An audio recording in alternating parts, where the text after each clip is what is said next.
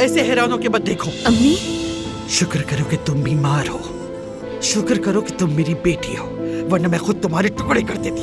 ये क्या कह रही हैं? आप इतने गुस्से में क्यों हैं?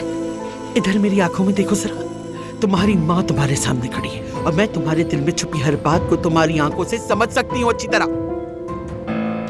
अम्मी, ये तुमने क्या कर दिया? हाँ, तुमने ऐसा काम कैसे किया? तुमने ये हरकत करने की हिम्मत भी कैसे की? अब तो ले जा सकते हैं ना?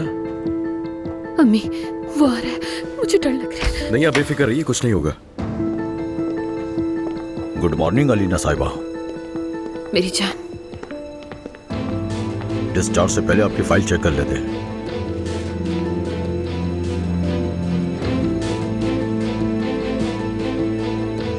अलीना, क्या हुआ? तुम कांप क्यों रही हो?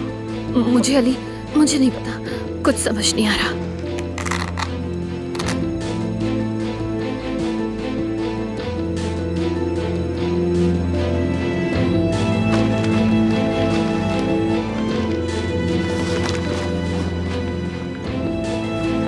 आंटी से अखबार वगैरह बिल्कुल ना पढ़ने दें, और टीवी तो ये बिल्कुल भी ना देखे, वरना डिप्रेशन और बढ़ जाएगा। ठीक है बेटा, ठीक है।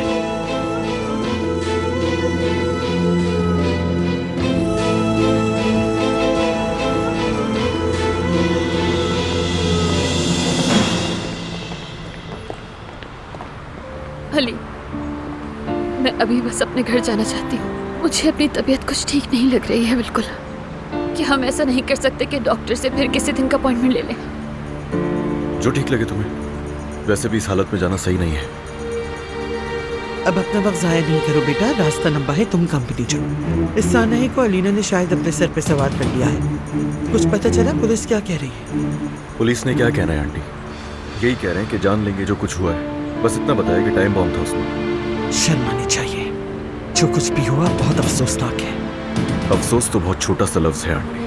अगर मुझे पता चला कि इसके पीछे कौन है, तो मैं उसका वो हशर कर। तुम्हें क्या हुआ?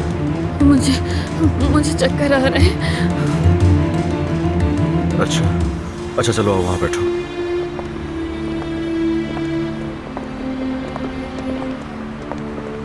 आराम से। अच्छा चलो ठीक है आंटी, निकलता हूँ, देर हो रही है मुझे।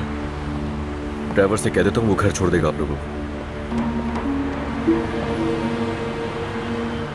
ये मोहब्बत बदुआ बन गई है।